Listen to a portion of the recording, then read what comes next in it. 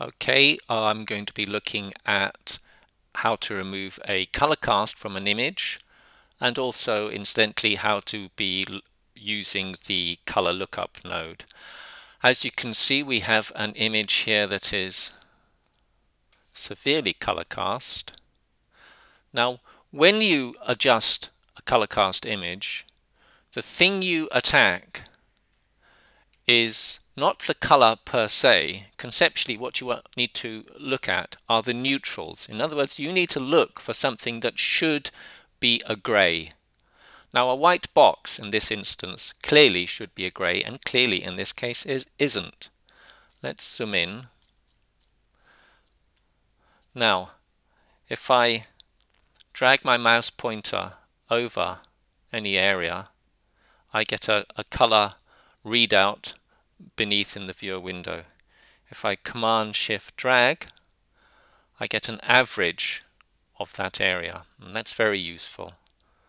I can deactivate that average just by command clicking in the area, and that'll take me back to a per pixel value. We also have we also have values around here, the HSV values as well. So these values here are very useful, and I can tell looking at them that my blue, I've got a lot of blue, I've got some green, and I've got about half as much red. And in order for that to be a neutral value, those three numbers must be near enough the same. So let's go out. So let's activate a color lookup. And we're looking at here something that looks pretty similar to Photoshop's curve editor.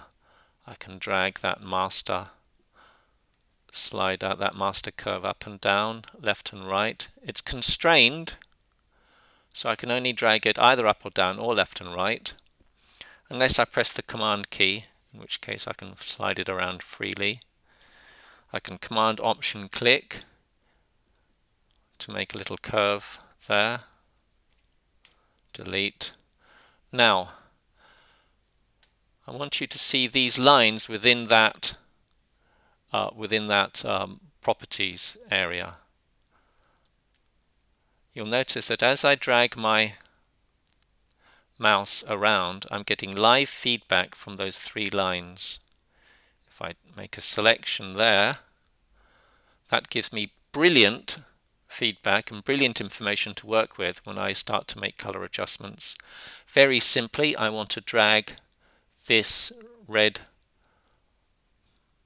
curve so that it meets the green, go over to the blue and drag this down the opposite direction until it also meets the green. And you look at the difference that it's made to my image. Now, it's not perfect. There is some local discrepancy between the top and the bottom of the image, but it's good enough to make my point.